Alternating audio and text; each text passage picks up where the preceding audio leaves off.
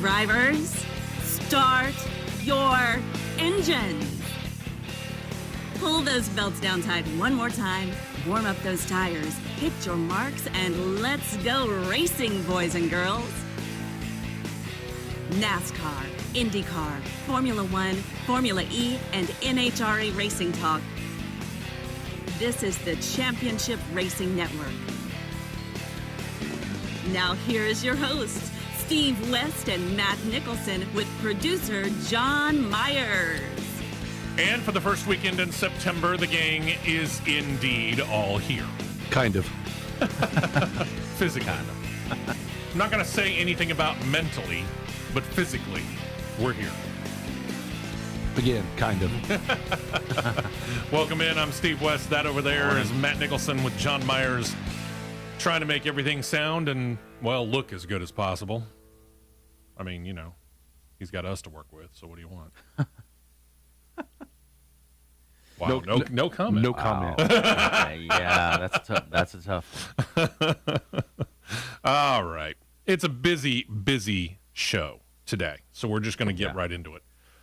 Several different ways, obviously, that you can check us out live on our flagship station, Thunder 92.7 in East Central Alabama.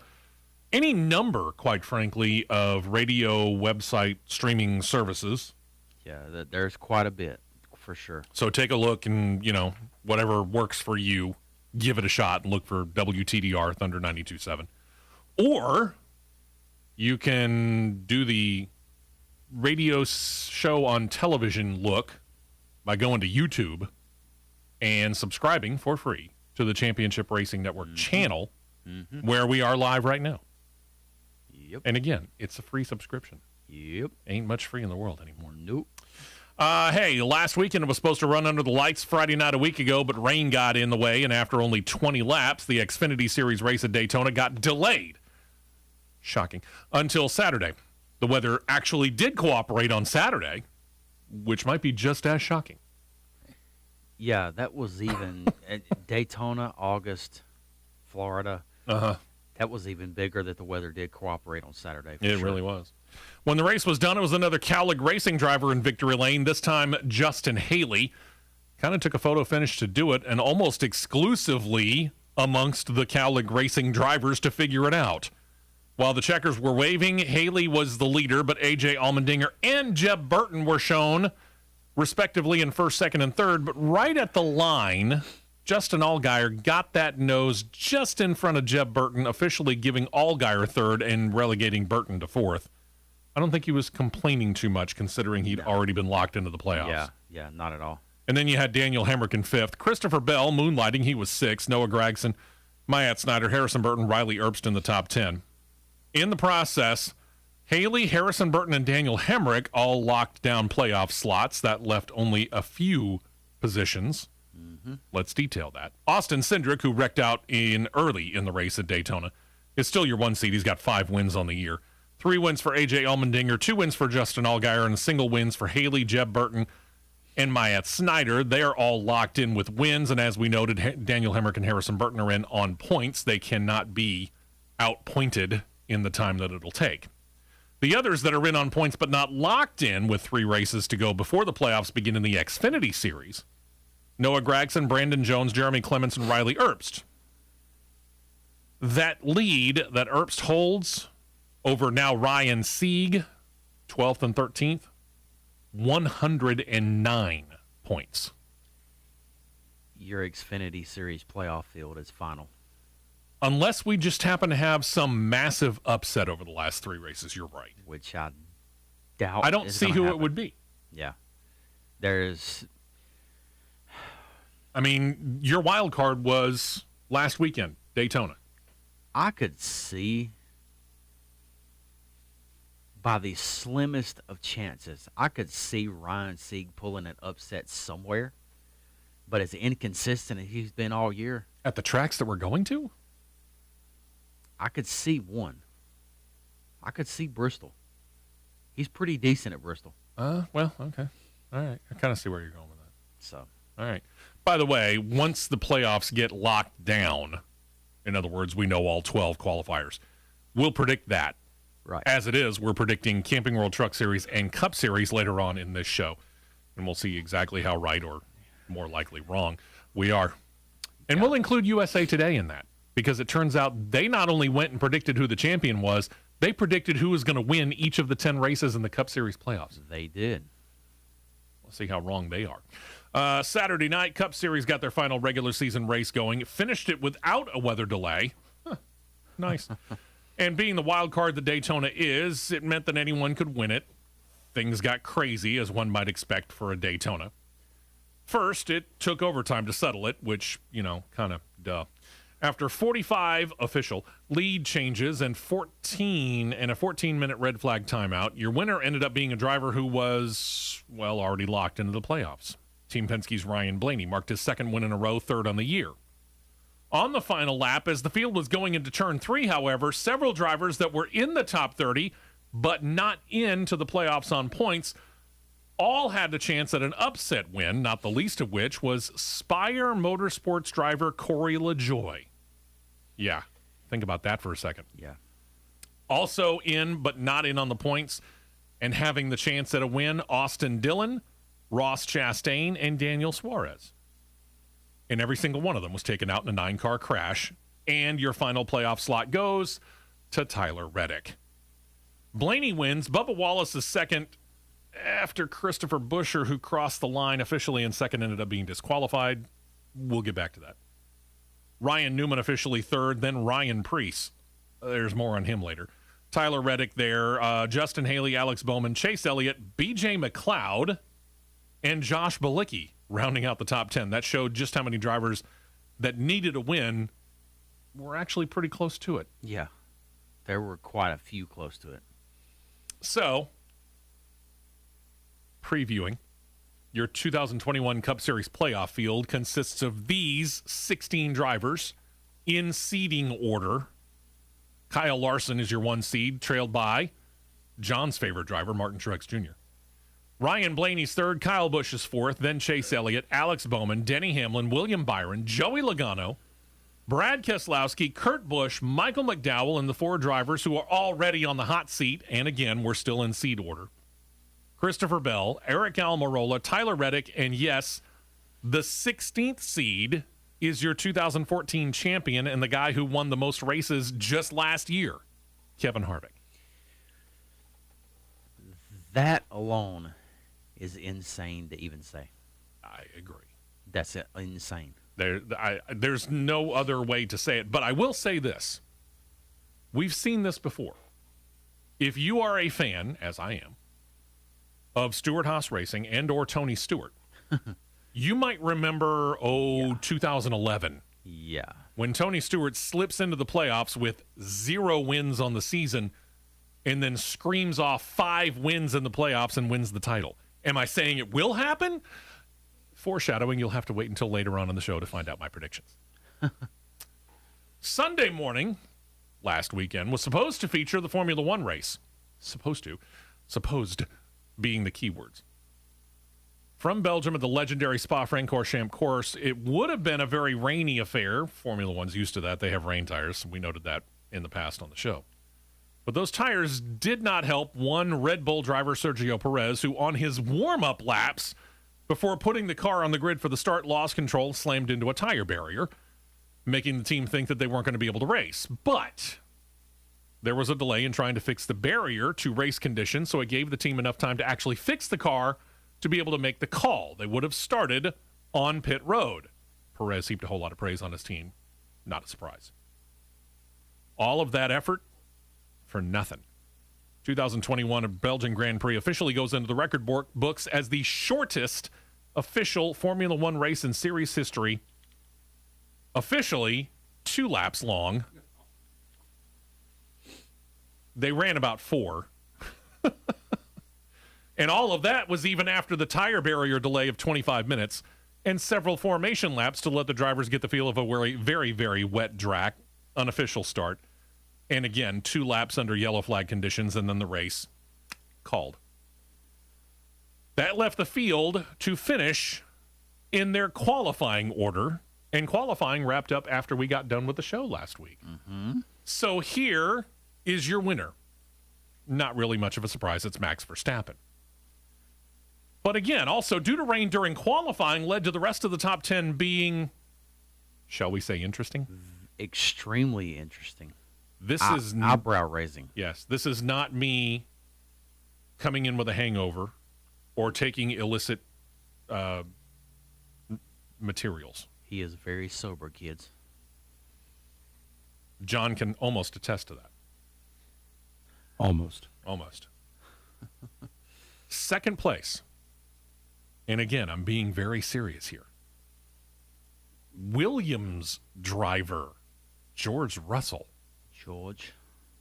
That is officially second place. Mm-hmm.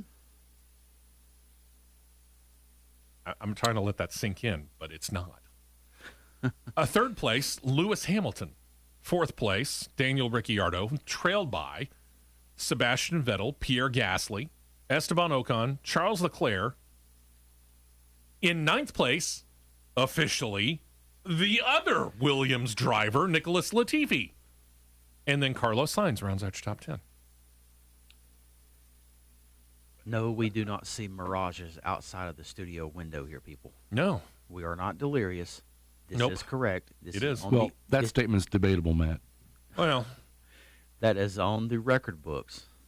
yeah, we have been noted as having been delirious in our lives.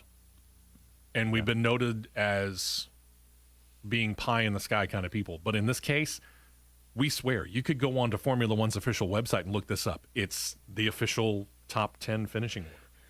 You're exactly right. We'll get back to the whole shortest race in F1 history in the news a little bit later on, but it was decided since that no laps were run under green flag conditions or at speed, they would only award half points. So Max Verstappen qualifies his way into his first career win at Spa. It was enough to it was enough. I should say it was not enough. Now here's where I'm starting to lose it, because I still haven't figured out the whole second and ninth place for Williams. Wasn't enough to retake the points lead. Lewis Hamilton still holds that with now 202.5 points on the season to Max Verstappen's 199.5. Lando Norris, 113, 108 for Valtteri Bottas. Sergio Perez misses out on an opportunity to gain points on Bottas. Having to start from pit lane, he actually missed out on any points. He sits there with 104. 83.5 for Carlos Sainz, 82 for Charles Leclerc. 56 for Daniel Ricciardo, 54 for Pierre Gasly, Esteban Ocon 10th with 42 points. Then you get to team points. Mercedes still holds the lead over Red Bull, 310.5 to 303.5. McLaren 169, Ferrari 165.5, Alpine next with 80, AlphaTauri 72, Aston Martin with 53, Williams, watch out, they're on a roll, they're up to 20. Alfa Romeo is 3, Haas, goose egg. Which, actually, that's to be expected, seeing as they're not doing anything until next season. Well, yeah, for all intents and purposes, you are sir, correct. have a point. But still, it's sad considering what Gene Haas had built up to this year. This weekend's slate of racing is actually kind of busy. Starts later on today, Xfinity Series, as they run the Sport Clips, Haircuts, VFW, Help a Hero 200 at Darlington Raceway. You may note that Matt and I are in studio and not at the track like we should be, but that's another story for another day. Yeah, let's not get started on that one. No. Today. This airs on MRN Radio and the NBC Sports Network. Starts 3:30 p.m. Eastern, 2:30 p.m. Central Time. Sunday, going to be downright busy. Let's start over in Europe. Netherlands specifically. Formula One running the Heineken Dutch Grand Prix at the Zandvoort circuit. Yeah, they're finally going to get the chance to race on this. 14 turns, 2.64 miles long. Coverage on ESPN begins 9 a.m. Eastern, 8 a.m. Central Time. Saw a video. Charles Leclerc with a wonderful practice run in what I think was FP2. And they showed the video from the in-car camera. I like the Zandvoort course a lot. Let me just make this statement here. For all of the people that is on the Formula One paddock area, whether you be on a team, you be with a series, when you post these pictures and quotes of Zandvoort's banking in 18 degrees, Yes. my, this banking is very, very steep. My, this banking is something else. Good sirs, We need to introduce you to a couple of places over here. the friendly confines of Talladega Superspeedway, Yeah. Bristol Motor Speedway, Daytona International Speedway would like a cordial word with you, gentlemen and ladies. Heck, come next year, Atlanta Motor Speedway might want to have a conversation. Yeah, Atlanta would want to have a word with you as well. We would love to introduce you to really, really good banking, but I'm here to tell you, 18 degrees in a Formula One car ain't nothing to sneeze at. To the point where Zandvoort officials had said they wanted to make that 18-degree corner a DRS zone, and Formula One officials would not allow it. DRS is what again? A drag reduction system to allow the cars to go just that much They have faster. they have a switch in the cars to where it when they hit the switch, the inside part of the rear wing goes flat and air goes into a slipstream straight through the wing. And it's supposed to speed the cars up like 8 to 10 miles per hour. Takes away the downforce and turns the car into a jet. And or rocket ship. Pretty much. You got it. If I had a way to get a hold of either Christian Horner or Toto Wolff, I would love to be able to see an F1 car do an exhibition run on the 33 degrees at Talladega. Oh, Lewis Hamilton would get out of the car. yeah. We've heard stories, and we'll just give kind of a preview of at least 25, maybe 30 years ago. A.J. Foyt happened to bring one of his Indy cars to Talladega when they were doing testing of NASCAR cars. He took that car around the track at speed, and this is A.J. Foyt, who basically was one of those I'll race anything, anywhere kind of guys. And reportedly, he parked that car on pit lane at Talladega, got out, he was white as a ghost. He was freaked. Now, put a modern-day F1 car on Talladega. Think about that. All right, so Sunday begins with the Heineken Dutch Grand Prix for Formula One. Then we get into the NHRA, into the finals of the Dodge SRT U.S. Nationals, going on at Indianapolis Raceway Park, 11 a.m. Eastern, 10 a.m. Central Time. Coverage begins on Fox Sports 1, moves over to Fox for finishing off the finals coverage beginning at 1 p.m. Eastern, noon Central Time. And then we get into what should be, for Matt and I, a very busy doubleheader day at Darlington. Camping World Truck Series gets their playoffs rolling, race number 2 actually, with the In It to Win It race, In It to Win It 200. Fox Sports 1 and MRN Radio coverage on that beginning at 1:30 p.m. Eastern, 12:30 p.m. Central Time. And then the Cup Series will wrap up the racing weekend's action with their running of the annual Labor Day Darlington race, now known as the Cookout Southern 500, airing on the NBC Sports Network for reasons that only people at NBC Sports really know. And MRN Radio, 6 p.m. Eastern, 5 p.m. Central Time. I mean, what do you have that's better now? Your 2021/22 television primetime season hasn't begun yet. What are you repeating? Huh? Yeah. Anyway, the only series that is in season that is not running this weekend is the NTT Data IndyCar Series. So there you have it. We're off and running. And a long way to go. Short time to get there. Lots of news to talk about. Silly season, not the least of which, and predictions on the Cup Series and Camping World Truck Series playoffs, and clinching scenarios for the NHRA today at Indianapolis Raceway Park for all the drivers trying to make it to the countdown of the championship. That is just the tip of the iceberg of what we're going to get to on today's edition of CRN. Stay right here for more on the Championship Racing Network.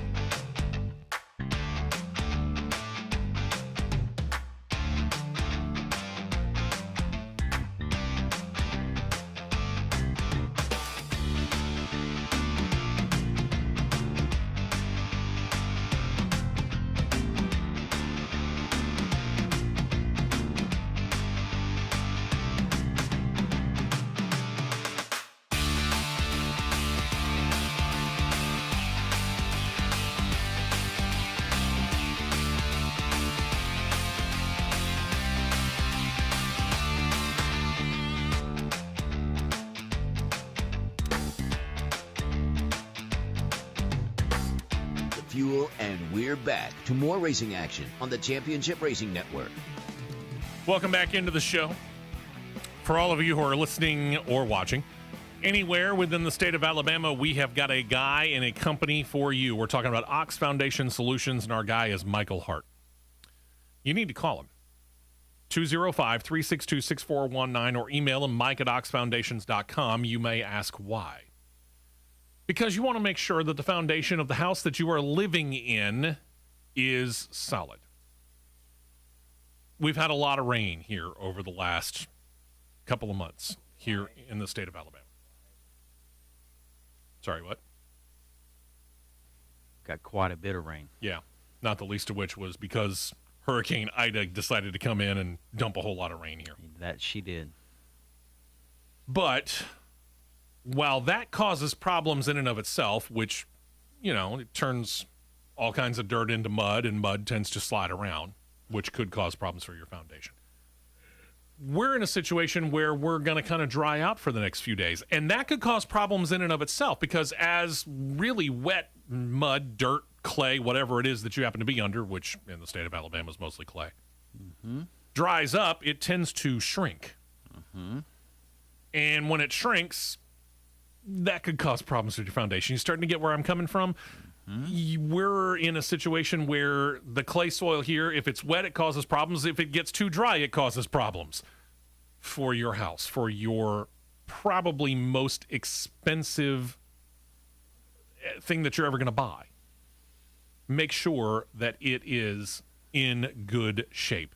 And that's where Michael Hart and Ox Foundation Solutions come in. Again, the phone number is 205-362-6419, or set up an appointment via email, mike@oxfoundations.com. He'll come out. He'll give you a no-cost, no-obligation written foundation assessment. And if there's nothing wrong, you shake hands or you wave or you fist bump or whatever, and you go your separate ways. But if there is a problem, you've got it on paper in detail. You know what's wrong, and you know how much it's going to cost to get it fixed. And that's when you pop out this promo code, WEST. That'll get you 15% off the total that he just wrote up. You can't beat it. 362-6419, 205 area code, 362-6419, or mike@oxfoundations.com. Set up the appointment now. You won't regret it. When you do, tell him you heard about it right here on CRN. Let us get into the news, shall we? Let's do it. Let's start off with before last Saturday night's race for the Cup Series. Both of the front row motorsports cars were determined to have deck lids, i.e. trunk lids, that were not legal. Both cars were penalized by having their crew chiefs suspended for the race, which means that both Drew Blickensderfer and Seth Barber of the 34 and 38 respectively were ejected from Daytona, and both cars started in the rear of the pack. After the race, NASCAR had more penalties to hand out, this time to Roush Fenway Racing and driver Chris Buescher, who we mentioned during the race recap last segment. He actually crossed the finish line in second and then got disqualified. And all of that after having escaped two big late race crashes. And again, crossing the finish line in second place. But upon post-race inspection, NASCAR determined that the number 17 Ford Mustang had an unapproved track bar mounting assembly. Care to explain, driver? Some of this stuff gives me such a headache. Because when a car passes pre-race tech, Do they not look at that? if you pass pre-race tech, and I've watched a pre-race tech session, they're pretty thorough. It still baffles me how a car can pass pre-race tech but fail post-race tech. On something like an unapproved track bar mounting assembly. It's not like that moved during the race. Yeah, it's not Some like they things can- you can understand. They end up, something happens during the race, and they end up kind of being outside of Yeah, quite the rules. This one, I don't see how it could happen. John, I need you to bring the car in. We need to re-weld a brand new track bar mounting assembly on the right rear so we can get just a little bit more of a travel on it and get the car to travel better. Yeah, we're going to do that in one lap. Give me a break. Good luck. So anyway, it turns a second place finish into a 40th place result, and with that, NASCAR said no other penalties would be levied. Meanwhile, 8 drivers and teams, as it turned out, eagle eye over here on Matt. We'll get back to that. Took part in a 2-day Goodyear tire test in the Next Gen Racers Tuesday and Wednesday of this past week at Daytona. The cars were, and the drivers were, the 3 of Austin Dillon, the 11 of Denny Hamlin, the 17 of Chris Buescher, assuming he had a proper track bar mounting assembly. Oh, I'm sure he did with his brand new car. 22 of Joey Logano, 24 of William Byron, 41 of Cole Custer, 43 for Ross Chastain, and notably the 47 of Ricky Stenhouse Jr. Now, for the teams that were represented by those drivers, they were Richard Childress Racing, Joe Gibbs Racing, Roush Fenway Racing, Team Penske, Hendrick Motorsports, Stewart Haas Racing, and JTG Dougherty Racing, respectively. Now, speaking of JTG Dougherty Racing, we're going to get back to a decision that they've made about next year. But if you were eagle-eyed, like Matt was, he had to point this out to me, I'll admit. When we were given a list of the drivers and the teams, it mentioned the cars they were driving. Childress, Chevy, Gibbs, Toyota, Roush Fenway, Ford, Penske, Ford, Hendrick Motorsports, Chevrolet, Stewart Haas Racing, Ford. JTG Dougherty Racing was listed as a what? Toyota. But they're running Camaros this year, aren't they? They are. And need I remind you again, this list was released by Goodyear. Yeah. So, was it a typo? Don't know. Was this them having not announced something that suddenly Goodyear let slip? Don't know. We don't know either. But as it turns out, JTG Dougherty Racing has made an executive decision coming up for next year. They haven't talked about whether they're switching away from the Bowtie brand. We do know that they're dropping from a 2-car operation to a 1-car operation for next year. Now, for this year, the 2 cars they've been entering are the 37 of Ryan Preece and the 47, as we mentioned, piloted by Ricky Stenhouse Jr. But they only have 1 charter for this year, and that's for the number 47. So team co-owner Brad Daugherty recently was asked about it, and he was pretty candid. He said, nope, we're not going to pursue another charter. Then he added this, quote, we really want to be a strong 1-car race company, and that's what we're going to go back to next season. We can't wait. We think we're going to really surprise people with our performance because we got some great commitments from some partners in the business that we haven't had since I've been racing for 25 years. Next year will be the company's first as a single-car operation since 2016, and it will be with Ricky Stenhouse Jr., and that didn't come from anyone necessarily within the team other than Ryan Preece. Preece appeared on SiriusXM Satellite Radio on Wednesday and confirmed he's out of the 37 at the end of the year. He's looking for a 2022 ride. Now, we've talked about JTG Dougherty Racing. They're getting their equipment from other people. They're not building it from themselves. Yep. Would it benefit them to move to Toyota? I mean, at this point in time, again, Joe Gibbs Racing is the big dog. It's the big fish in a very small pond. That includes 2311 Racing, which for all intents and purposes is a Joe Gibbs Racing satellite operation because it's partly owned by Denny Hamlin. Yeah, it's effectively cars number 5 and 6 for JGR. What benefit, if they were to do it, and that's a big if because, again, nobody's confirmed it other than we happen to notice it, or Matt did, in a posting by Goodyear as to here are the drivers and the teams that are taking part in our Goodyear tire test on Tuesday and Wednesday of this week at Daytona. What benefit does it bring to JTG Dougherty to move to Toyota?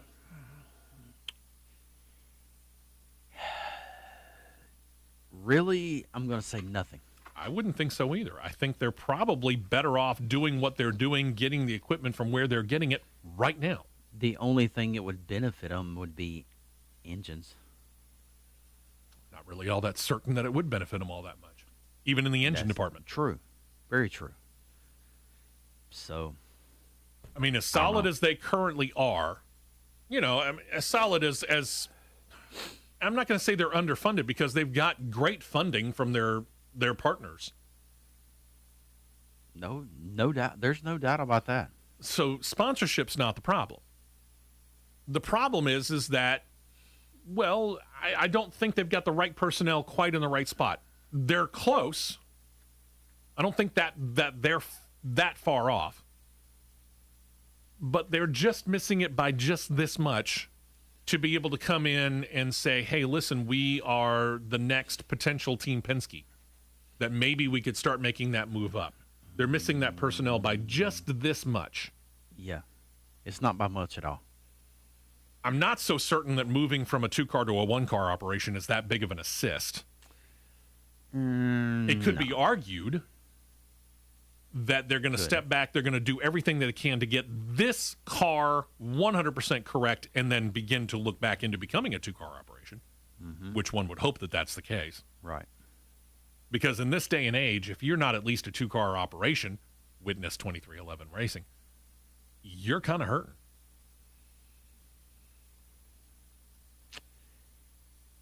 And the congregation said, amen. As for those charters, we know that 2311 Racing is seeking one for 2022 to put on to the car that we announced last week, Kurt Busch's new number 45. The team has acknowledged that they would be willing to run the car without one because they are confident that the 2004 Cup Series champion could and would qualify for all races next year. But that said, they're still in conversation, reportedly with Front Row Motorsports. Read into that what you will. But one charter was indeed sold this past week, not to 2311, but Starcom Racing has sold their charter, which was assigned to the 00. Rick Ware, take a hint. Spire Motorsports was the buyer here. Now, Spire owns 3 2021 charters. But the thing about it is 2 of them were sold to Cowlig for 2022. That included one that they had leased out. And the one assigned to the number 77. This one that they're buying from Starcom is expected to cover the number 77 for 2022. They were keeping the one for the 7 anyway. If you have a scorecard, throw it away. Shred it. Because you're not going to be able to keep track of this. No. And then there's something to watch this weekend, which affects all 3 of NASCAR's top series. But we'll talk about it during the Cup situation because specifically we have a Cup Series driver commenting on this.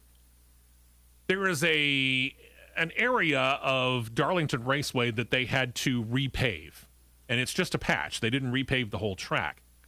But this patch already has drivers' attention. It is in turn 2, where about 600 feet of the track surface was repaved by track officials in an attempt to alleviate some weeper issues from when it rains. Nothing else as far as banking or the profile of the track as it has been long known by fans of Darlington has been changed. But the drivers are well aware of this. Darlington is, well, it's kind of a sandpaper kind of track. A little. Tires wear out quickly at Darlington. Yep. So this brand new piece of pavement will be, because it's brand new, smoother than the rest of the track. Yeah. And 2014 Cup Series champion Kevin Harvick thought about it, talked to the media, and said this, quote, "That was one of the hardest parts of the racetrack, turn 2. One of the places that had the most character.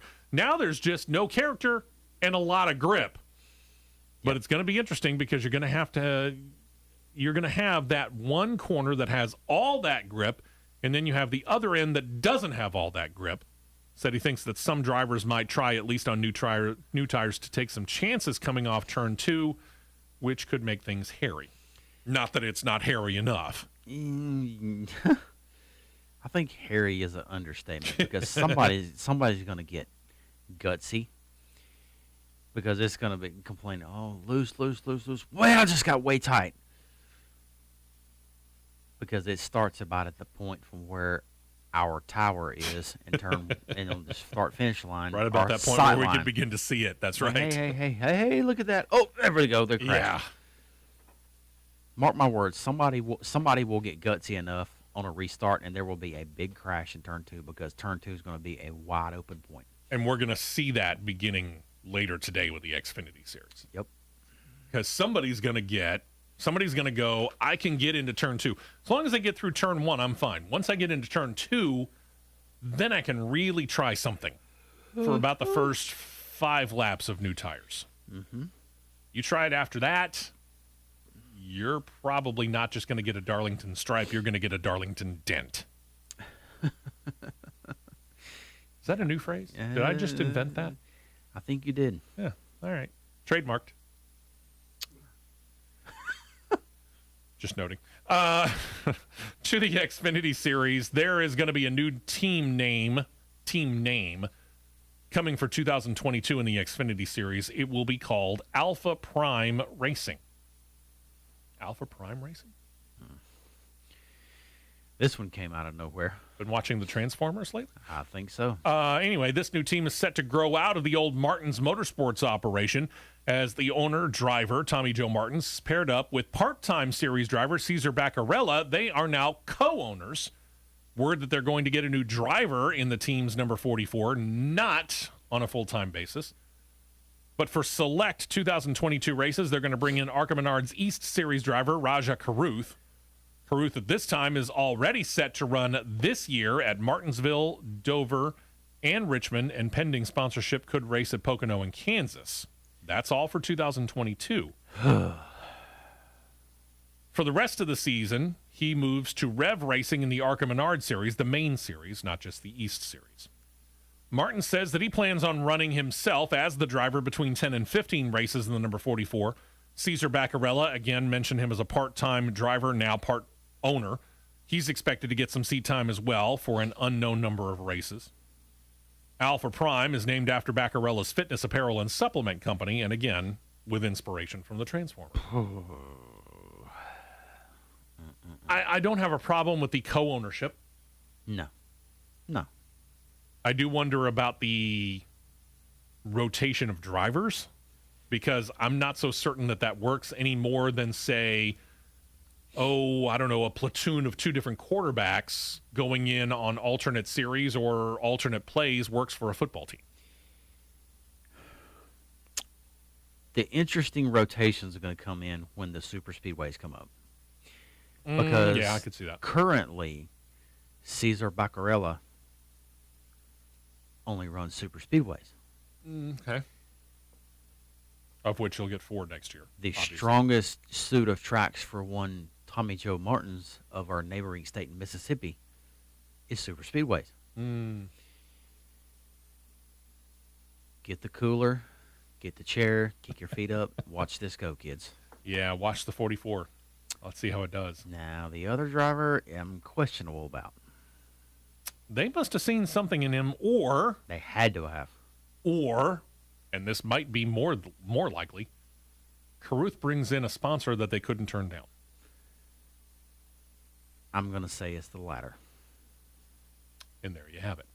Speaking of sponsors, Junior Motorsports has re-upped some sponsors and a driver for 2022. We'll tell you who, sponsor-wise and driver-wise, is coming back in 22 right after this on CRN. We will be right back with more on the Championship Racing Network.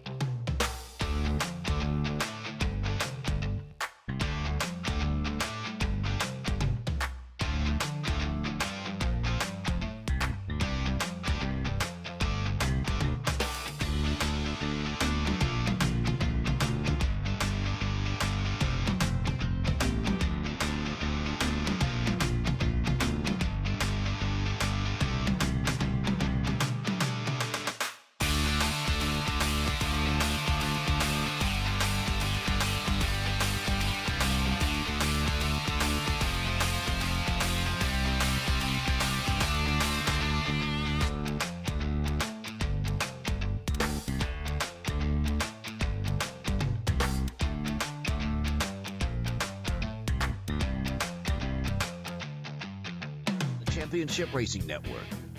Hey, welcome back in. I'm Steve West with Matt Nicholson and John Myers on this first weekend of September 2021.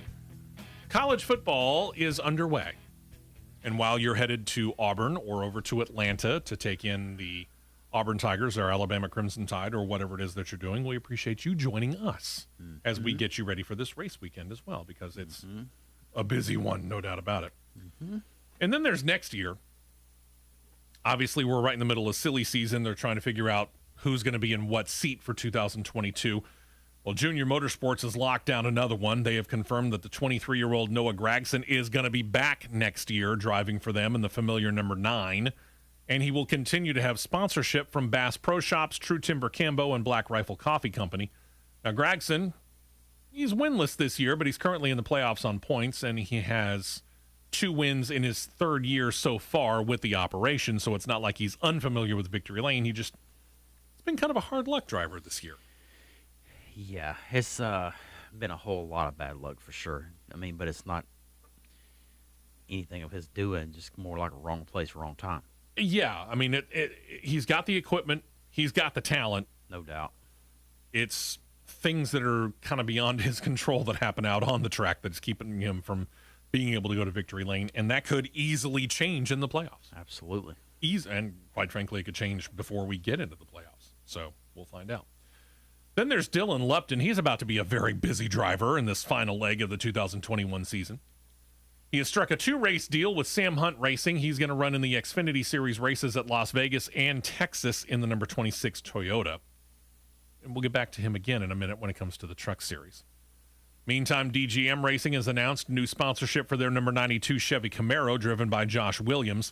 They brought on Work Pro Tools. They've signed on as a sponsor for 6 races through the rest of this year. Begins today at Darlington, continues on at Richmond, Bristol, the Charlotte Roval, Texas, and then Kansas.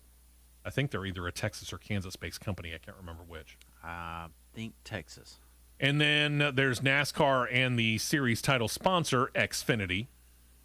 They've announced a furthering of the partnership regarding this year's playoffs, where Xfinity will add into their sponsorship not only the exclusive title sponsorship of the series, but of all playoff elimination races in the series this year. So it will be Xfinity as the title sponsor at Bristol, under the lights, the Roval at Charlotte, and then the season's second to last race at Martinsville. Thank you, Xfinity. Absolutely. And that brings us to the Camping World Truck Series, where we go back to Dylan Lupton, who, as I mentioned, about to become a very busy driver. 2 races Xfinity Series, Vegas and Texas, for Sam Hunt Racing in the number 26 Toyota. He's also signed on with Rayone Brothers Racing to drive their number 34 Toyota pickup truck in the final 4 races of this year's Camping World Truck Series season. Frankie Kerr will be his crew chief while he drives at Las Vegas, Talladega, Martinsville, and Phoenix. The 27-year-old California native has 35 Xfinity Series starts to his credit, with 1 top 10. He's got 11 Camping World Truck Series starts under his belt, including a top 5 and 4 top 10s. And Lupton does have 4 Cup Series starts on his NASCAR resume, but at this point in time, and up to now, it really hadn't seemed to help him all that much. He's piecing together races throughout the course of his years. And he's had a track record for the past few years of waiting till the tail end of the season to piece something together. Not sure what that's all about. I don't either. I mean, at 27 years old, at some point in time, you're either going to have to fish or cut bait, Dylan. You're either in this or you're not. Yeah, no doubt. Figure it out. No doubt. Figure it out, man. Cool story here. NASCAR has a storied history. We all know that. But in race relations, it's not one of the most stellar. We'll take you back to the very first black driver, Hall of Famer Wendell Scott, and his 1 Cup Series win, which came at Speedway Park in Jacksonville, Florida, back in 1963. Scott had passed the king, Richard Petty, with 25 laps to go. He rolls on to the win in the Jacksonville 200. But the thing is, Buck Baker, who also got by Petty and officially finished second, was at that time awarded the victory and the victory trophy instead of Wendell Scott. Hours later, as the results were being verified according to NASCAR, officials discovered the error and they declared Scott the winner. Officially, but kind of internally. Yeah. They didn't publicly state that Scott had won that race until 2 years after the fact. Scott never got the trophy for winning the race. He ended up retiring in 1973 after he suffered some pretty severe injuries after a crash in Talladega that year. In 1990, Scott died in his native Danville, Virginia, of spinal cancer, but the Scott family, ever since, has been pushing NASCAR for an actual victory celebration for Scott for years, before he died and after he died. And they were asking to award him officially the trophy, even if posthumously. They finally remedied that in a very cool ceremony last weekend at Daytona. Daytona chosen for a number of reasons. Most notably, it is the track that NASCAR currently runs on that's closest to Jacksonville. Second, this race was chosen not only as the high-profile regular season finale race that it was, but it came on the night before Wendell Scott would have turned 100 years old. Scott's grandson Frank stood on his tiptoes, leaned over, kissed the trophy, and said this, quote, "It matters because my father earned it, and it was something that he had to labor on. He always wanted to get his trophy, and he predicted that he would get his trophy one day. He said, I may not be here with you all, but one day I'll get my trophy." And indeed, he finally did. And Scott was actually inducted into the NASCAR Hall of Fame before he ever got it. He got into the NASCAR Hall of Fame in 2015. And not the least of which, championed by those of us right here on this show. Mm-hmm. He's also honored in his native Danville, Virginia, with a historical marker which reads, in part, that Scott has been honored for his, quote, persevering over prejudice and discrimination. Scott broke racial barriers within NASCAR, ran NASCAR for 13 years, got that win, 20 top 5 finishes. There's a movie that is effectively based on his life, and it stars Richard Pryor. It's called Grease Lightning. You can check it out. It's actually a very good movie. Little overly dramatic in some cases. But the thing about it is, that's Hollywood. What do you want? Yeah. Thing about it is, Wendell Scott did a whole lot with a very, very little. Yep. Even the drivers of that day, like Richard Petty, the King, will admit that they wanted to help out Wendell Scott. Mm-hmm. And even back then, you had these well-funded organizations and these not-so-well-funded organizations, and Wendell Scott was a not well-funded organization, obviously. A lot of drivers admitted that they would have perfectly good parts, but they were a little bit older. And knowing that they were perfectly good, they go and they give them to Wendell Scott to make sure that he made the race. Yeah. I've heard that too. Which is, back in that day, it's crazy, but, you know. Yeah. It's good to know, though. It is. I mean, we've talked about how the racing world tends to come together whenever somebody's in need. Because the racing family is just that. It's a family. Wendell Scott proves it. Thrilled to death that he and his family finally get to celebrate with that trophy. Then we turn to the National Hot Rod Association, the NHRA. Surprising bit of news this week out of the NHRA. We start off with Chris Bostic. He's a pro stock motorcycle veteran. He's been traditionally underfunded, speaking of which.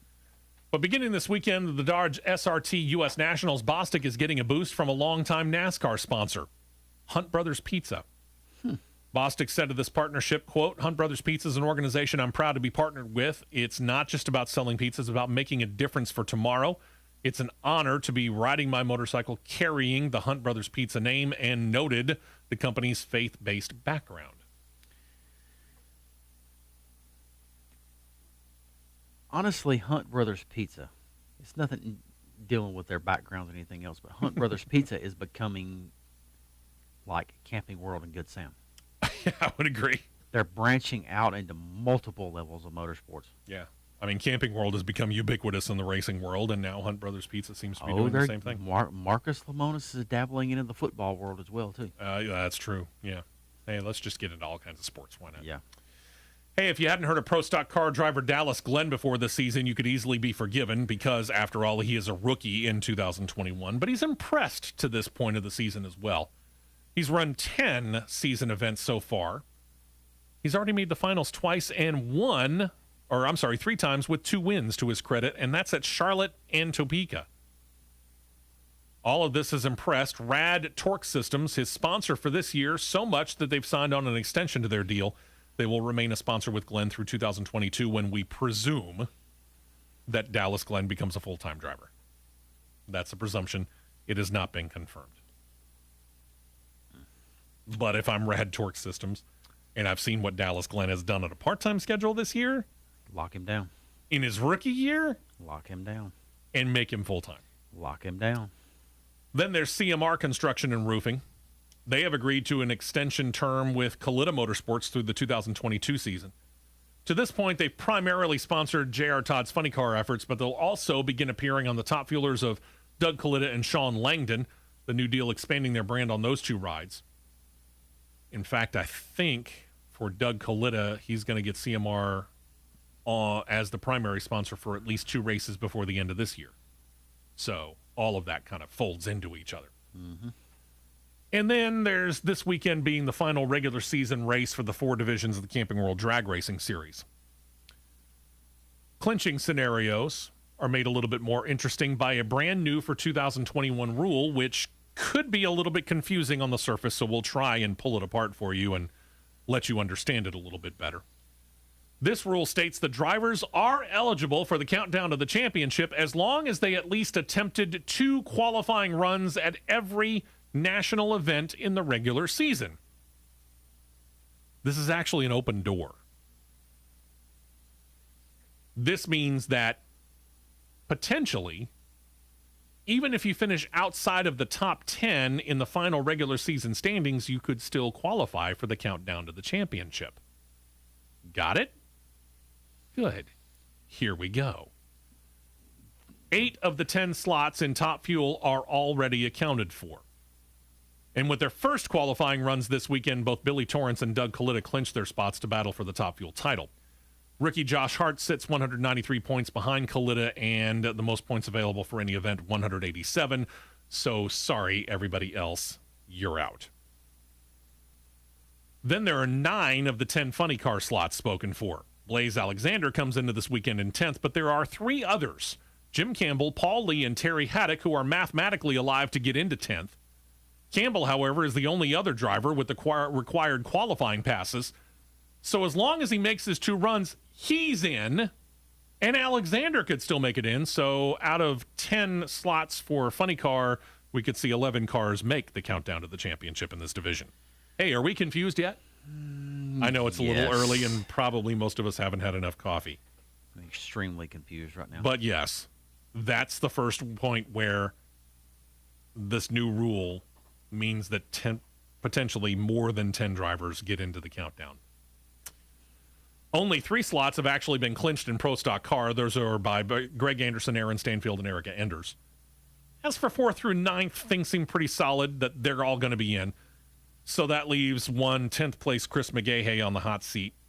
11th and 12th place drivers Kenny Delco and Val Smeeland are each less than 100 points behind him. Thing is, all 3 are likely to compete their qualifying runs at Indy.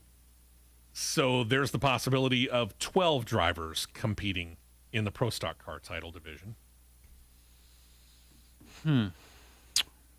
Confusion.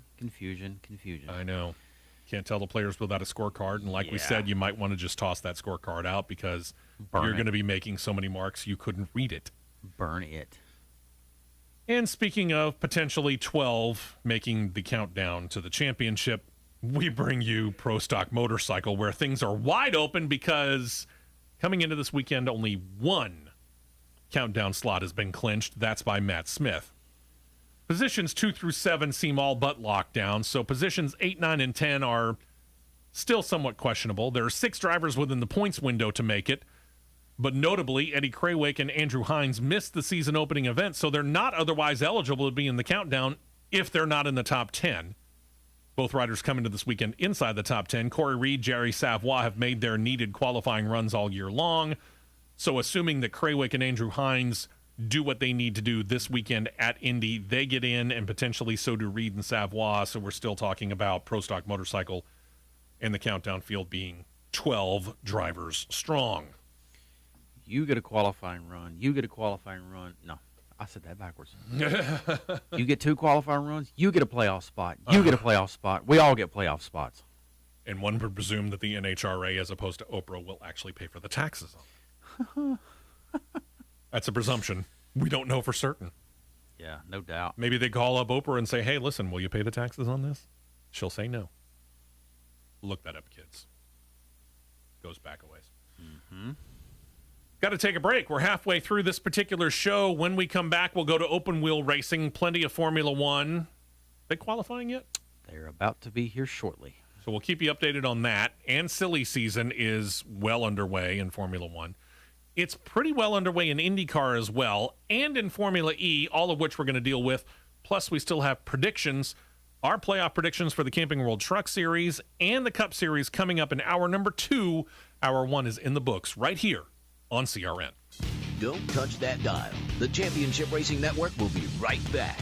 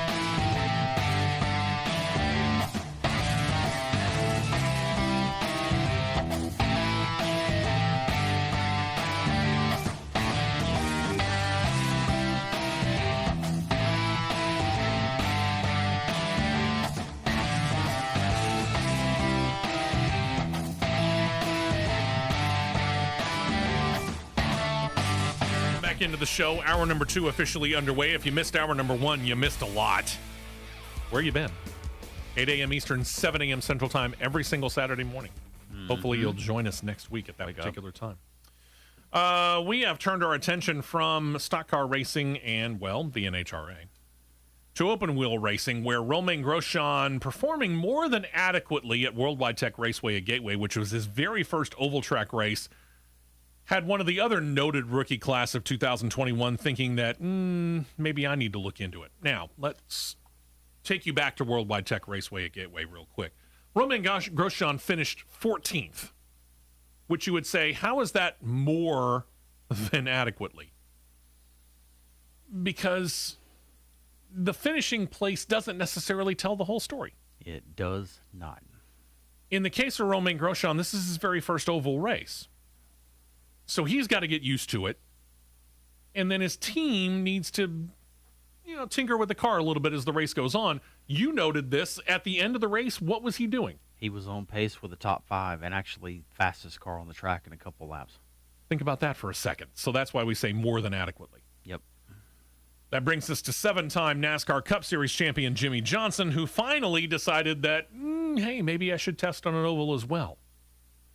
So on Monday of this week, he's brought in number 48 to Texas Motor Speedway to test.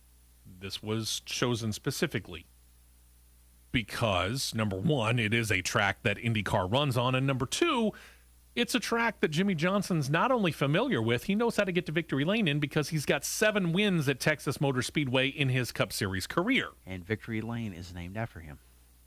This was, however, a pretty unique test because it was kind of spur of the moment. And it also began at 6 a.m. before daybreak officially at Texas Motor Speedway, so they had to have the track lights on. And the testing went on through the noon hour. Long day. Yeah. Dario Franchitti was on hand, as was the other driver of the 48, Tony Kanaan. Franchitti, who is a Chip Ganassi series racing advisor, was on hand to try to give tips to Jimmy Johnson, who, as we mentioned, has 7 wins at Texas, but all in NASCAR competition. And Franchitti is somewhat familiar with both because Franchitti attempted, not overly successfully, to have a NASCAR Cup Series career of his own way back in 2008. But Franchitti had a pretty interesting, quite United Kingdom take, if you will, on Johnson's test. He said this, quote, "It would be like a person that plays cricket, plays for the English team, has a bat and a ball, and then he goes and plays baseball. Has a bat and a ball. Everything else is different. That's the difference between a stock car and an Indycar. Everything you learn on the way up and everything you learn when you're at the top in either of those fields does not prepare you in any way to do the other. In fact, it hurts you. It's a challenging thing that Jimmy has done, but he's done very well so far." Really? He's got a best finish of 19th on the year. And that happened very early in the year. Let's see. Sam Hornish, Danica Patrick, Dario himself. Yeah, that is a adequate statement. But when we have seen, and I obviously Tony Stewart is a guy who's up completely different league of his own. You know, Rookie of the Year in IndyCar in 96, Rookie of the Year in Cup Series in 1999, champion in IndyCar in 1997, 3-time champion as a driver in the Cup Series. You can't compare the two. But there are drivers who have jumped like Jimmy Johnson's doing from NASCAR to IndyCar and have done, even on a limited basis, very well. Kurt Busch, I'm reminded so well, won 2014? 2014's Indy 500 Rookie of the Year and finished 6th in the only time that he's ever been in an IndyCar car. Jimmy Johnson had an entire offseason and has had an entire season so far and still doesn't seem to have the handle on it. Mid-Ohio told me a lot. Do tell. Mid-Ohio told me a lot. But as I said before on the show, I got to a point on the track to where I could listen and watch his braking points.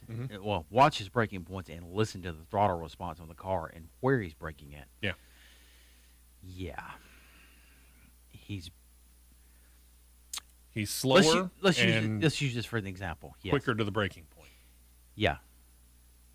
If Joseph Newgarden is driving into a corner and braking at the 100 to 125 foot mark before corner entry, Johnson is braking at 300 to 325. 200 feet difference. 200 feet difference in IndyCar is a lot. Yes. Is he scared from the maximum speed? That's a good question. That's a great question. And of his ability to handle the corner at that speed? Because you're driving a car that weighs half as much as what he's used to. And your tires are twice as wide. Twice as wide. I was thinking the exact same thing. Has anybody shown him at just that scene from Days of Thunder? And has he had to buy anybody lunch at the highway joint? If not, Jimmy, you might want to think about it. Next up for Johnson is a test at Indianapolis Motor Speedway itself. That is slated for next month, October. It is also known as the Indy Rookie Orientation Program. Johnson himself said that he likes what he's into in IndyCar, and as long as Chip Ganassi is willing to give him an IndyCar ride, he wants to drive in the series. No disrespect to Jimmy Johnson or Chip Ganassi, I think that has a lot to do with how long Carvana's willing to back you. Which I think will probably be as long as he wants to drive. Almost makes me sorry I bought a car from Carvana. Almost. As for Romain Grosjean himself, 2021 has been such a success that he grabbed a lot of attention This year, the Rookie of the Year candidate running for Dale Coyne Racing with Rick Ware Racing. Next year, according to Racer.com, nobody's announced this officially, but Racer.com says he is set to join Andretti Autosport. Dun, dun, dun, dun. That team is Michael Andretti, the team president, promised weeks ago, is going to undergo some massive changes for 2022 because, well, let's just call 2021 a year that they would like to forget. Pretty much. Again, officially unconfirmed because nobody else other than Racer.com is really reporting this, but there are just too many links to this for this to be going away. Racer.com reports that it's thought that Grosjean and Andretti actually came to terms on a deal for next year right before the race at Worldwide Tech Raceway at Gateway. Again, despite finishing 14th, Matt noted during our race recap on last weekend's show, Grosjean performed very well, and he reconfirmed it this week. So the 34-year-old, now former F1 racer, Grosjean moves from Dale Coyne Racing with Rick Ware to Andretti, with the site reporting that he takes over the number 28 Honda-powered entry, which is being driven this year by Ryan Hunter-Reay. Means Ryan Hunter-Reay is officially a free agent, something he's already confirmed. According to this report, Colton Herta, 21 and 28-year-old Alexander Rossi are set to return in 2022, and that leaves Andretti Autosport with at least one more seat to fill.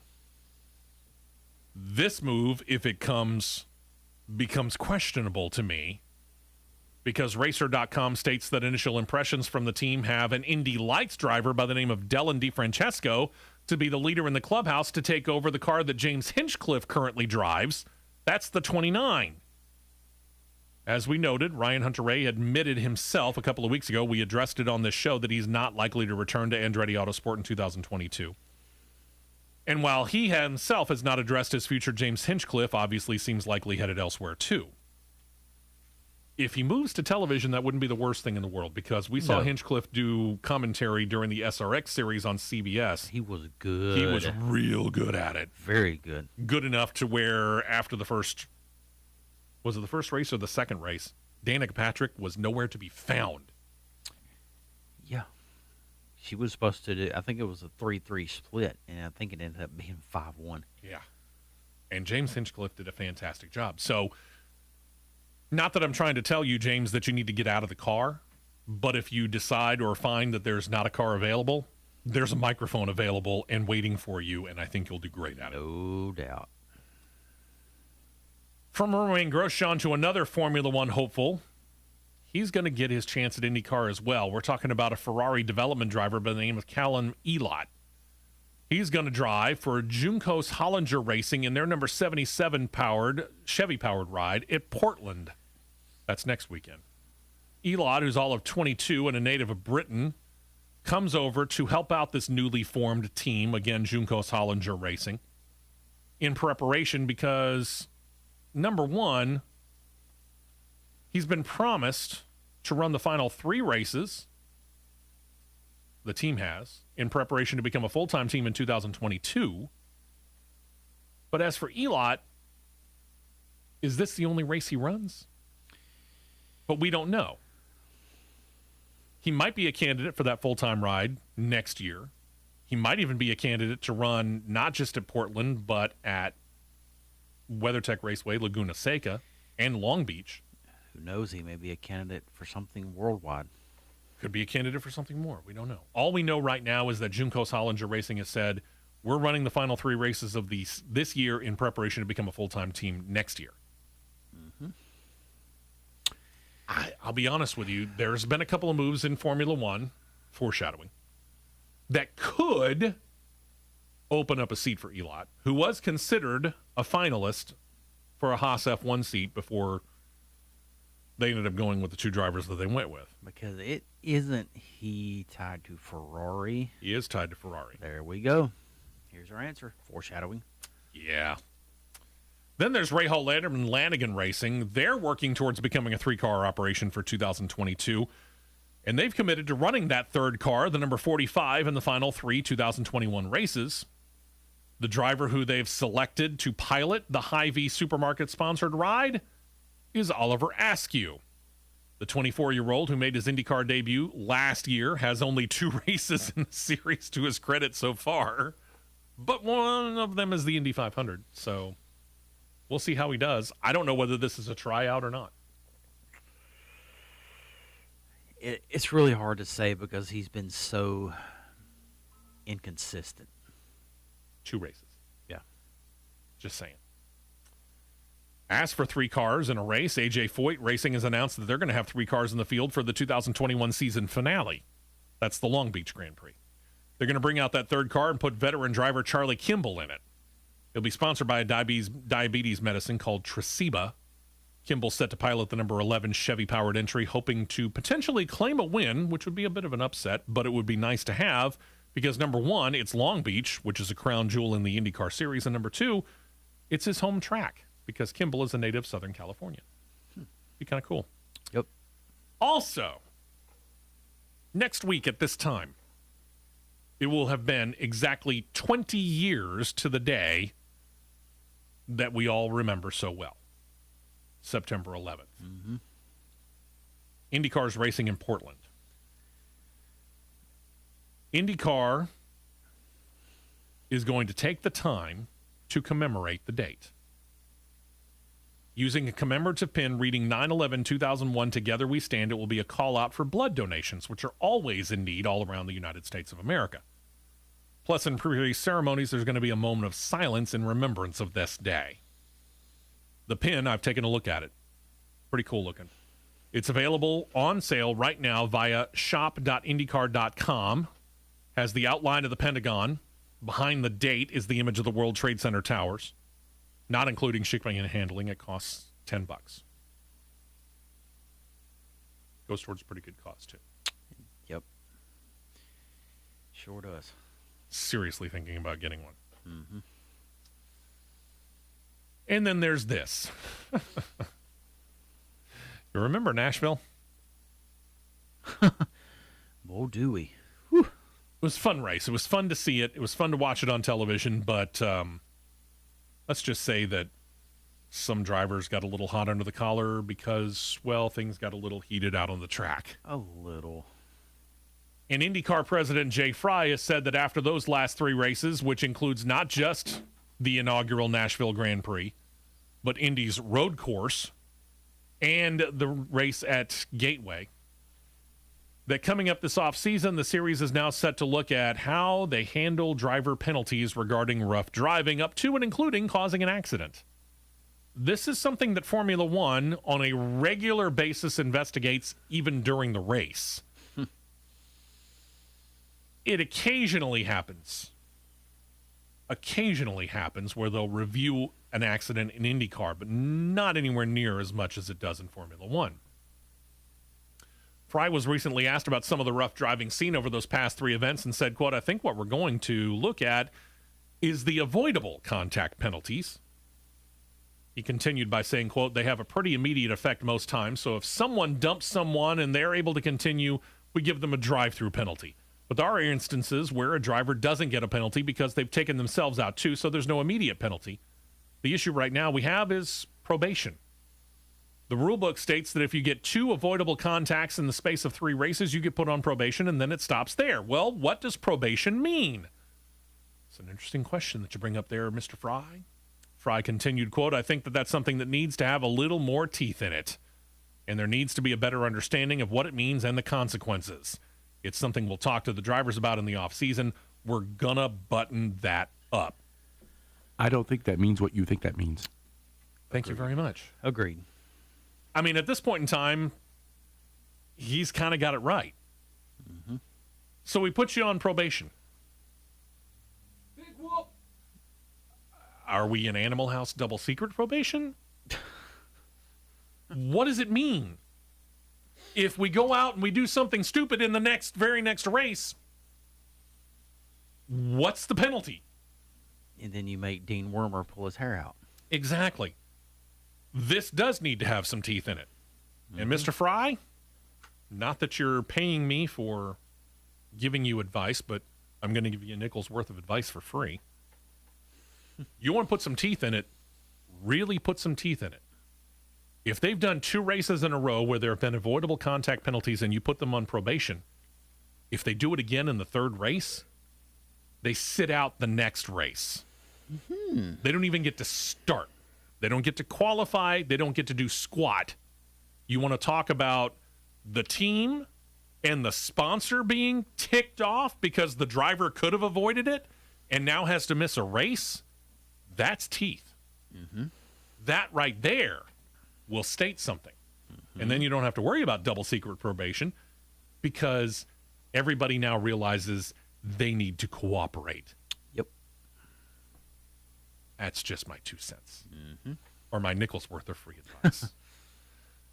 Let me give you what could be advice that could be potentially thousands of dollars in your pocket saved. And I'm talking about making sure that your foundation of your house is in proper working order. This could cost you, if you ignore it, tens of thousands of dollars.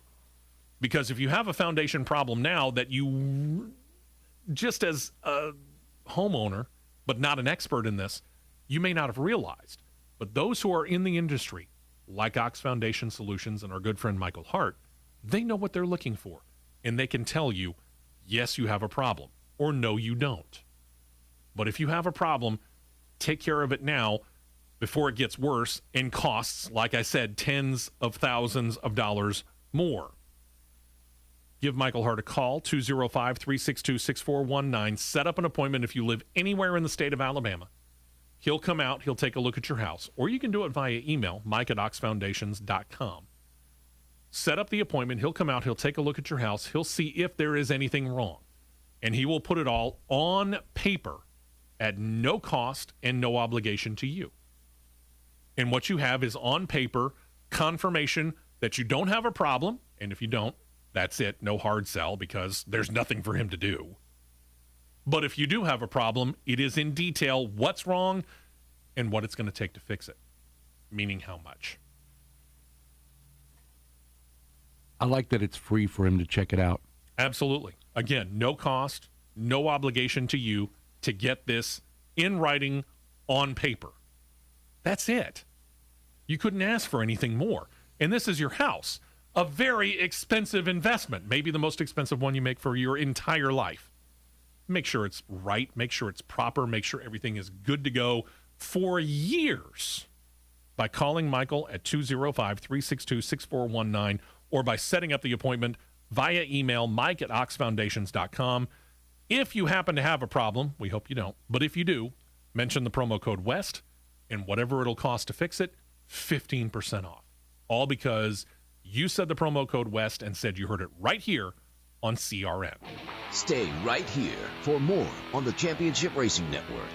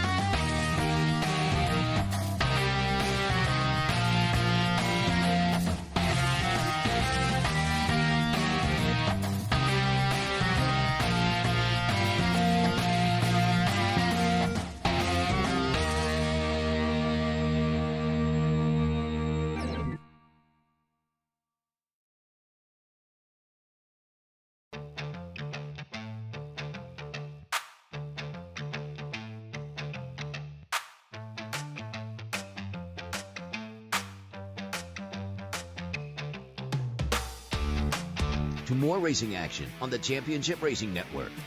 Hey, welcome into the show again. We appreciate you checking us out on this Saturday morning. I'm Steve West with Matt Nicholson and John Meyer. And silly season is well underway in Formula One as well. Alfa Romeo's got a driver change for 2022 because one of their 2021 drivers, Kimi Räikkönen, has announced this is his final year as a driver in Formula One. The 2007 Formula One champion, Räikkönen, who's now 42, has been in Formula One since 2001 when he debuted with Sauber, the team that is now Alfa Romeo. Typical of the man known as the Iceman, when he announced it via social media, it was very quick and to the point. It read, quote, "This is it. This will be my last season in Formula One. This is it. I know. This is a decision I did during last winter. It was not an easy decision, but after the season, it's time for new things. Even though the season is still on, I want to thank my family, all my teams, everyone involved in my racing career, and especially all of you great fans that have been rooting for me all this time. Formula One might come to an end for me, but there's a lot more in life that I still want to experience and enjoy. I'll see you around after all this." Coming into this weekend with 10 races left in the 2021 season, Räikkönen's got 334 races to his career, 341 of them starts. He's claimed 21 wins, more than 100 top three or podium finishes, and 18 pole positions. All of that during a time where he ran, as mentioned, for Sauber, then turned to McLaren, with whom he won his 2007 title. Then he moved over to Ferrari before he took a couple of years off for rally racing in 2010 and 2011.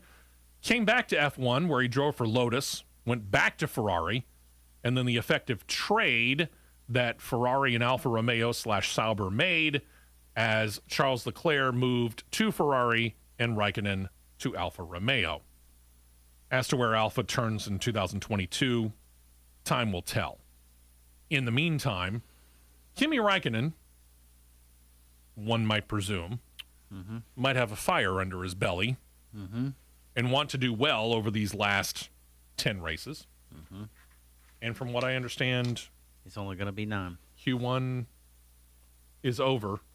Yep. And there is no Kimi Räikkönen. No. Why? He tested positive for COVID this morning, and for F1 protocols, Sits out. he is out. And Alfa Romeo reserve driver Robert Kubica is in the car. All right. So how did Robert do, considering he didn't do all that well when he was last in a Formula One car? Robert would be in P18 in Q1. So he misses out on Q2. Yep. Along with both Haas drivers. Yes, respectively, Nikita Mazepin in 20th, Mick Schumacher in 19th, Okay. Robert Kubica 18th. Giovinazzi? No, Oh, wow. He actually made it past. Okay. Sebastian Vettel. Whew. What the heck happened to the Aston Martin? Don't know. Here's an even bigger oof. Sergio Perez Ow. out in Q1. Advancing to Q2 from 15 to 1. Lando Norris, Which seems slower than what it should be. Yuki Tsunoda, Okay. Lance Stroll, Also seems slower than it should be. Fernando Alonso, Wow. George Russell, Good grief. Watch out for Williams, man. They're coming up. 10th, Pierre Gasly, 9th, Daniel Ricciardo, 8th, Valtteri Bottas, There's a guy out there who has outqualified Valtteri Bottas, and he drives for Williams. 7th, Esteban Ocon, Good night. 6th, Lewis Hamilton. Oh, my goodness. And if anybody on your bingo cards in Q1 had Nicholas Latifi out-qualifying and being the top qualifying Mercedes, call me. I would not have predicted him He is anywhere near the top 5, Fifth. even in Q1. He is in 5th. Good night. 4th, Antonio Giovinazzi. Wow. Max Verstappen, 3rd. Third? 3rd. Of course, this is Q1, so. And the prancing horses of Mugello, Italy, better known as Ferrari. Carlos Sainz, P2. Charles Leclerc, P1. Charles Leclerc, we talked about this a little bit earlier during the race recap and schedule for this weekend. I really like Spa, and they did an in-car camera shot of FP1, practice session number 1, from Leclerc, who was the fastest in FP1. It was a really cool, really fast lap. Oh, yeah. So, yeah, I'm not terribly surprised by the fact that they're up there at the top of the qualifying, at least in Q1. And with the quickness of Zandvoort, Can you keep it? there is only a 2.04 second gap in the field. That's tighter than a lot. There is less than 1 second from first to 17th. Phew. All right. Then there's what happened at Spa-Francorchamps last weekend. As we noted during the race recap, again, if you missed it in the first segment of the show, in the 7 o'clock hour, you missed a lot. 8 a.m. Eastern, 7 a.m. Central Time is when we start, remember. Anyway, but to quickly review, they had only 2 competitive laps, both under yellow flag conditions, before the race was called for safety purposes. Officials said that with the rain, it was just unsafe to attempt to compete. Lewis Hamilton then said the words that no race promoter, nor Formula One, nor the FIA wants to hear. Welcome to these 10 words. I really hope the fans get their money back today.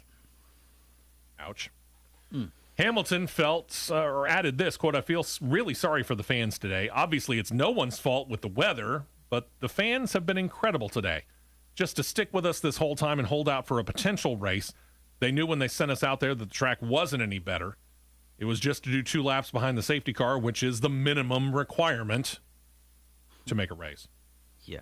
Beyond that, however, Hamilton said that he realized that the conditions were just too dangerous to race under and noted this, quote, no, it was tough. Couldn't really see. 5 meters in front of you, the car disappears, even with the flashing light. You couldn't go flat out because you didn't know where they were. It's a shame because I wanted to race, and it could have been a good race if it hadn't rained so hard. Yeah. Formula One admitted that things could have been handled better and did for a short time, they said, consider postponing the race to Monday. NASCAR does it all the time. Yeah. Indycar's done it on several occasions. Several times. NHRA is well known for doing it as well. Yep. That brings us to Stefano Domenicali, F1's CEO, who said that the series will not only address the fans, but they're working on possibilities that will compensate the fans who were at the track for their time and money. As to why they actually did not push the race back to Monday, Domenicali said this, quote, not for logistical reasons. For many reasons, you cannot schedule the race the day after, from the availability of marshals and the other staff. It was considered, of course, it just wasn't possible. With promoters, everything is very close. They followed the decision process, so they are not out of that. So he's claiming that the race marshals and other staff around the track could not have been available for Monday. I would have flown to Belgium to go marshal a race. Again, we just talked about it. Yeah. NASCAR does this pretty often. The NHRA does it all the time. IndyCar's been known to do it as well. For us, we work PA. We've done it a few times. Okay? On more than one occasion, we've had to prepare for the possibility that we may have to be there on Monday. I don't know why Formula One doesn't have this in their playbook as a possibility that, hey, you know what? We might need to delay this until Monday. Except when you're Kerry Tharp and Kerry says, all right, boys, we're racing tonight. Yeah. And we run the 24 hours of Darlington. Right. Of course, Darlington has lights. Spa doesn't. Yeah. I'm just kind of curious as to why they don't have that. And we'll go back to Jay Fry talking about IndyCar wanting to do some rules reviews in the offseason. Review this, Formula One. There you are. This is something you need to look into. Yep. Because now you got a whole lot of people that are ticked off in Belgium. Yes, you do. And even if they get their money back, they're still ticked off.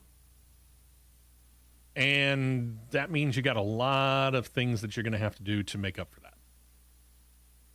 That's a public relations nightmare is what that is. Mm-hmm. As to what to do in the future should another situation like this occur, FIA President Jean Todt chimed in, said that the next time the F1 Commission meets, which will be next month, October, it will be a primary topic of conversation. Ooh, you got the FIA president involved now. Todt said, quote, the FIA, together with Formula One and the teams, will carefully review the regulations to see what can be learned and improved for the future. The findings, including the topic of points allocations, will be added to the agenda of the next F1 Commission meeting on October 5. There are 30 votes available. The FIA has 10 of them. Formula One has 10 of them. And then there's 10 teams, 10 votes. A simple majority vote is needed to present any potential rules change to the World Motorsport Council for approval, but in order to put the new rules in place for the next season, there needs to be at least 26 of 30 votes in favor. And if you want that rule to go into effect this year, again, remember, including this weekend, 10 races left in the year, 28 of 30 votes need to be in favor of it. Now, the biggest change likely is going to center on the points allocation. Once again, half points were awarded in Belgium last weekend. 7-time champion Lewis Hamilton called that a farce. And other drivers said that they felt that they didn't even deserve points for the limited caution flag run. It would appear that the call to not award points for a race that didn't actually see a green flag condition might actually end up being on the agenda as well. Sounds like they've got a lot on their agendas. Don't it? Taken care of. Is it just me, or does a non-green flag race and no points seem just too logical?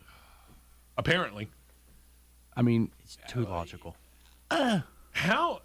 I want to know. I mean, I get it. We've seen races in NASCAR and IndyCar start under caution. But it's because we knew that the track was drying off, and all we wanted to do was just get enough heat into the track to dry it off just that much more in the racing line, and then boom.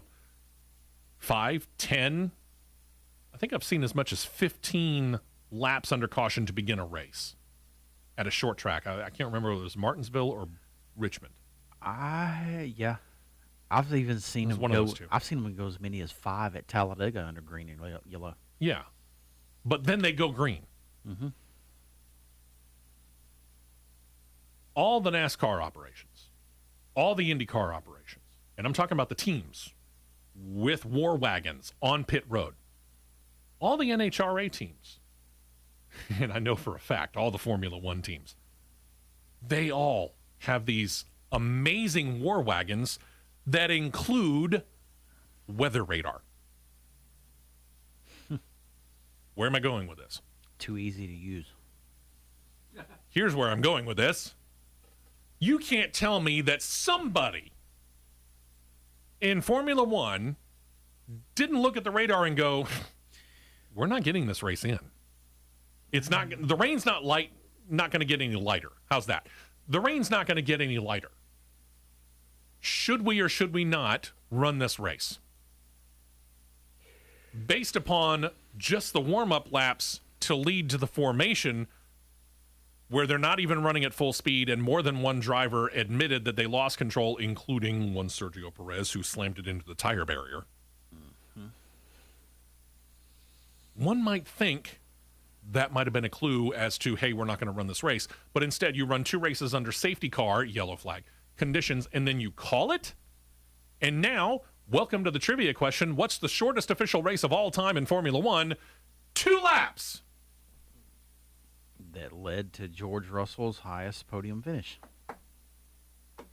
I'm happy for George Russell. I think George it's was great. happy. Yeah, I'm happy for George Russell in the fact that he finally got his first podium finish. But even he, I think, has to think that there's this little asterisk right beside that. Big asterisk. This needs to be addressed. Williams, well, what would have been Williams' best points day on a normal day has an asterisk by it. Yeah, absolutely. Let's get back to silly season. Kimi Räikkönen, we noted, is retiring at the end of this year. So where might Alfa Romeo turn in 2022 for driver number 2? Presuming that they actually even continue on with the other driver, Antonio Giovinazzi. That's not even certain at this time. Mercedes plays into this because they have reportedly decided as to who's going to drive for them in 2022 next to Lewis Hamilton, but they haven't reported as to whether it will be Valtteri Bottas or whether they bring over George Russell, who is a Mercedes development driver, from Williams for next year. If they go with Russell, that means Bottas becomes a free agent, and Alpha bosses even without Bottas being officially available, have already expressed interest in signing him. I can see why. Again, Mercedes reportedly has made up their mind as to whether it's Bottas or Russell that teams with Hamilton. As for Mercedes team boss Toto Wolff, he said he's waiting on quote-unquote other parties to finalize their arrangements before making the announcement official. With these small hints, many believe that it is Russell, the Mercedes development driver, who is moving from Williams to Mercedes, and I'll be honest with you, I think so too. I third that. Because any other parties would be sponsors of Bottas's. And if you're talking with them and they're just this close to signing on the dotted line, why wouldn't you go ahead and make it official that Bottas is your driver, which should shove them into signing on that dotted line? Yeah. Whereas in this case, if you're going with Russell, before you have Russell announced, you want to have all your ducks in a row so you can say, hey, Russell's here with companies A, B, and C as his primary sponsors coming in. So Bottas probably, and I'll say probably by about a 95% chance in my mind, out at Mercedes, and Alfa Romeo wants him. And this is just the first couple of dominoes in Formula One silly season. Yes, sir, it is. I can't wait, because then there's speculation time. And we admit this is speculation, but we will speculate as to some seats within Formula One when we come back right here on CRN. We will be right back with more on the Championship Racing Network.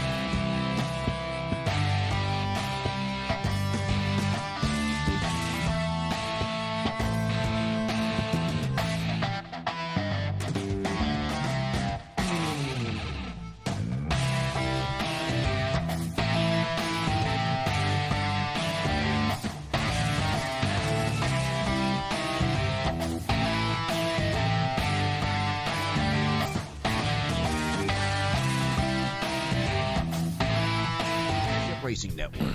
All right. So again, first domino has really fallen. We're just waiting for it to actually influence the rest of the dominoes.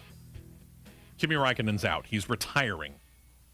Antonio Giovinazzi's future, as we mentioned at Alfa Romeo, is not actually certain, but let's assume for a moment that it is Antonio Giovinazzi. We know that Alfa Romeo is very, very interested in Valtteri Bottas if he becomes available, which could very much happen because Mercedes is trying to decide, or reportedly already has made up their mind, as to whether it's Bottas or George Russell in with Lewis Hamilton next year. If it's Russell, Bottas is a free agent. Alfa Romeo wants him. Then there's the vacant Williams seat. This is a seat that's been linked to Red Bull racing driver / AlphaTauri racing driver Alex Albon. They're very interested in him, and this seems to be reinforced by recent comments from Red Bull's Christian Horner, who said that they're actively trying to help find Albon a seat for 2022. In other words, not with them. Mercedes has a hand in this as well, though, because Mercedes is Williams' engine supplier. Yep, they are. And reportedly, not having anything to do with Alex Albon, Mercedes might have a problem with Albon going to Williams because he's still a Red Bull development driver. Yep. If I'm Williams, I'm going to tell Mercedes, hey, listen, yeah, we get our engines from you, and we've been willing to give your driver or drivers a seat, but we also have to look out for our future long term. Mm-hmm. So thanks, but we'll figure out who our driver is on our own. Yeah. Yeah. It's going to get interesting. Because here's Very. the other thing. Alex Albon is also being highly touted as a potential ex-Formula One driver moving to IndyCar next year. That he is. Oh, the fun. That he is. And then there's this bit of news. When Formula One finally comes to Miami in 2022, they're going to race on a course that is in the parking lot surrounding Hard Rock Stadium. It's the home of the NFL's Miami Dolphins. If you've been following the story, following our show at any point in time for any length, you know this. Officially, it is a 19-turn, 3.36-mile-long course, which now has an official name. It is the Miami International Autodrome, which, if you put it into government terms, becomes MIA. We could say missing in action, but if you look at it from another angle, it is also the first three letters in the city of Miami. Mm-hmm. Don't think that they didn't come across that by chance. No. This length will create a couple of very long straightaways or sweeping curves, giving the chance for some pretty high speeds, which, according to most reports, could be just shy of 200 miles per hour. 3 DRS zones, and according to the track designers, many opportunities for passing. We'll see. Miami now, when they officially become a host, will become the 11th location in the United States to host Formula One, which also includes the current host, Texas. I saw some simulation runs on the F1 2022-21 game, I think. Yeah. There's quite a few. Let me rephrase that. Remember, this is a very flat track. It's in a parking lot. Areas that I saw eighth gear for an extended period of time. Yep. It's going to be interesting to see how this comes out in real life. Yep. Then to Formula E. As much as Spa-Francorchamps was considered a farce in Formula One, another race considered a farce was the one in Valencia, Spain in Formula E. This was because of rules that were actually passed in June of 2019 at a meeting of the FIA World Motorsport Council, where Formula E passed an amendment to their rules that said for each minute spent under full course yellow conditions, 1 kilowatt hour would be deducted from the race allotment of 52, with the hope to have the power reduction keeping safety as a priority and eliminating drivers saving up energy for an all-out sprint to the finish and creating a massive pileup at the end, otherwise known in NASCAR as the big one. However, at Valencia earlier this year, 19 kilowatt hours were deducted in total when the race went one lap longer than scheduled. It led to only 9 of the 24 cars actually running across the finish line. Oops. So this offseason, they expect that the Formula E Teams and Manufacturers Association will meet with the teams and the drivers to find a better solution for in-race power deductions. And it is hoped that the two sides can come to an agreement that could then be brought before the FIA's World Motorsport Council for final approval during the meeting next month in Paris to be put in place for the upcoming season. You need to fix it when you only have 9 of 24 cars actually running at the finish. Mm-hmm. That ain't good. Nope. One final note, Nissan Edams has announced, welcome to silly season, that they've signed driver Maximilian Gunther away from BMW I Andretti, where he became Formula E's youngest winner, picking up the Santiago Grand Prix back in Season 6, the first of his 3 wins to date, at the ripe old age of 22. With the signing, Nissan has their lineup set for Season 8, as Gunther's set to pair up with Nissan veteran driver Sebastian Buemi, leaving British driver Oliver Rowland out of a seat currently, but he is a series veteran. He's been in it almost since the beginning, so it's expected he will find a seat rather quickly. And I have no doubt about that. Yep.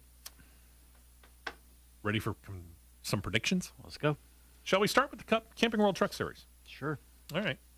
I'm going to go first out. I'm not going bracket necessarily. Yeah, that's what I was going to say. Let's just go out by round, I guess. I use this term cheekily because I know that they are not actually brothers, but the Smith brothers, in my mind, are the first two out, Chandler and Zane.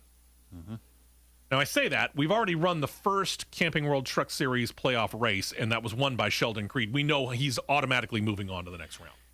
Yep. Question is how far does he move beyond that? So first two out, Chandler Smith, Zane Smith, you said you agree. I disagree. You disagree. I take that back. I'm going to say my first two out are Chandler Smith and Todd Gilliland. Okay. All right. I'm not that far off from you because Todd Gilliland is, to me, in the next four out. Along with Stuart Friesen. That was tough because I really gave a lot of consideration to this. Mm-hmm. I think that Carson Hocevar, rookie, has had a fantastic year. Mm-hmm. I think he's punching to a certain extent above his weight. I think that comes to an end. I think he's among the next four out. So Friesen, Hocevar, Todd Gilliland, and I think Matt Crafton goes out too.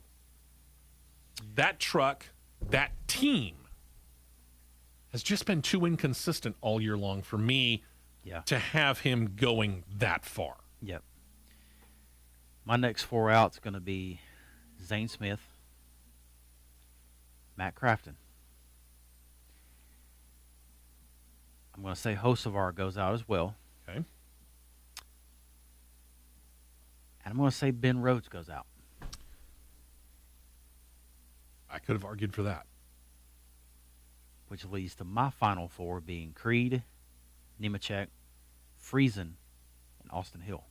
You and I agree on three of them. Creed, John Hunter Nemechek, and Austin Hill. I have Ben Rhodes getting there. I have him squeaking in. He was one of those guys that between Friesen and Ben Rhodes, I really had a debate with myself for probably about 10 minutes longer than I needed to. But I still had a debate with myself over who I was going to go with. Right. And it was all but flipping a coin, truth be told. But I ended up going Ben Rhodes. Do I think Ben Rhodes has a shot at the title? Other than the fact that he makes the final race? Honestly, I don't. Right. Who do you think hoists the championship trophy after Phoenix? After Phoenix, considering how well he has done there, I'm going to say that the 16 truck raises the trophy. Austin Hill. He slips through. Nemechek stumbles at Talladega, hurting his momentum, and lets him slip through. I think Nemechek will probably stumble as well, because all it takes is one. Mm-hmm. And while John Hunter Nemechek has a good head on his shoulders, I think sometimes the moment becomes so big in his mind that he makes it out to be more than what it needs to be. In the end, this is still just a race. At the end, worry about whether or not you hoist the trophy. Phoenix might be a little too big for him. And then there was this tweet that came out that lit a fire under one particular driver. There's a tweet that came out that talked about who's going to win the Camping World Truck Series trophy this year. And it named three specific drivers, none of which were the defending Camping World Truck Series champion, the guy who won last week and is already on to the next round, Sheldon Creed. I think Sheldon Creed now has a fire lit under his butt to go, you made a mistake, and after Phoenix, he'll prove it by hoisting the trophy 2 years in a row. Sounds like a plan. Bulletin board material. Yeah. Football coaches talk about it all the time. Yep. Football players talk about it a lot, too. Racers do, too. They just don't let you know about it. Shall we move on to the Cup Series? Let's boogie. First four out. Who you got? First four out after Bristol, which I will be present to see. That'll be fun. Eric Almirola, Michael McDowell,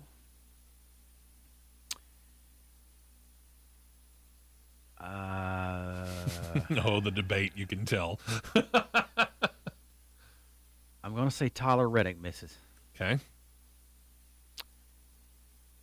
and this is hard for me to say this, but as lackluster as he's been this year, I'm afraid Kevin Harvick's not going to make it out of 16. I gave a lot of debate to that myself. I really did. But in looking over the course of the season, no, he doesn't have a win.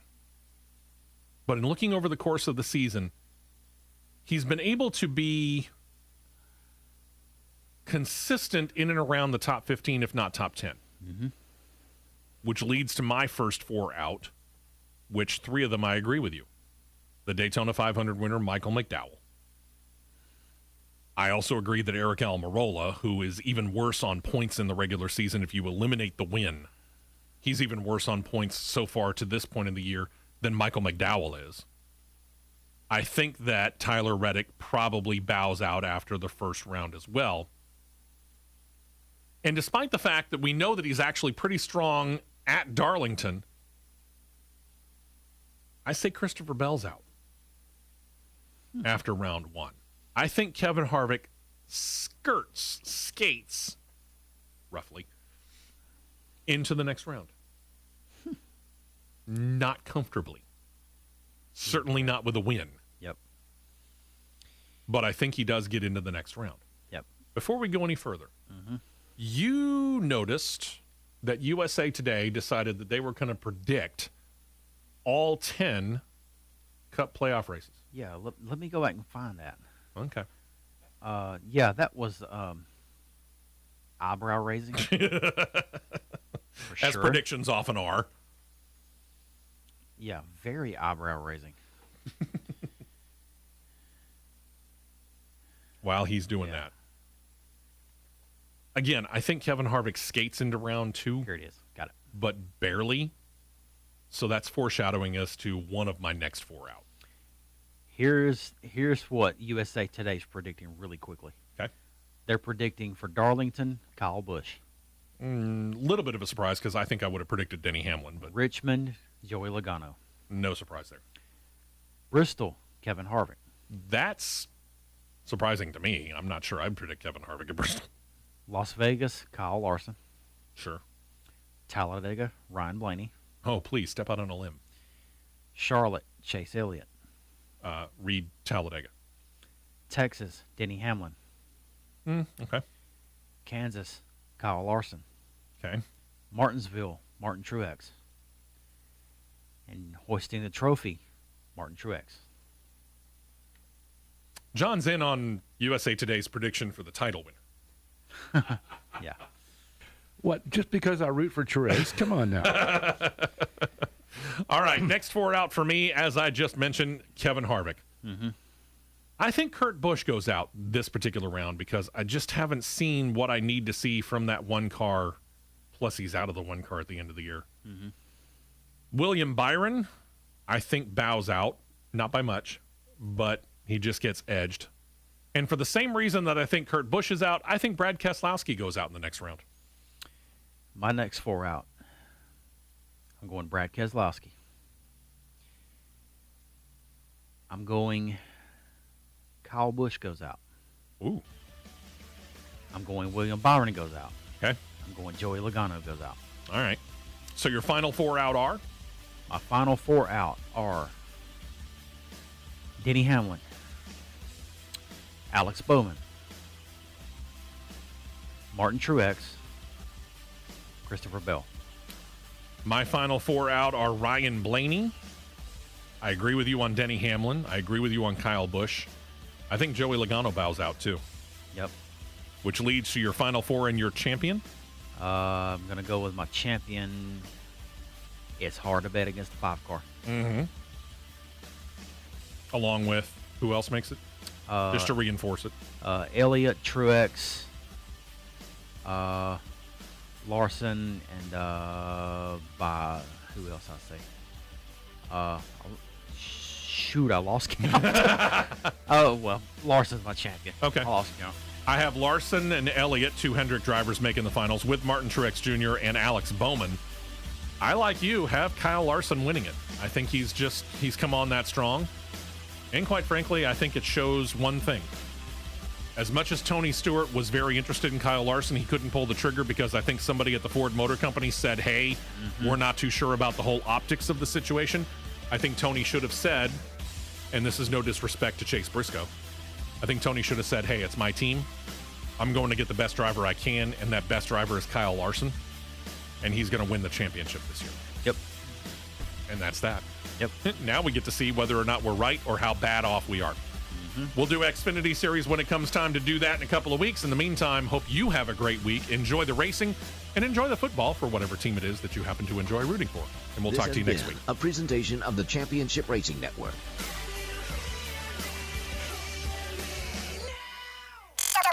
WTDR-FM, Talladega, Oxford, Anniston, and streaming live 24/7 at WTDR.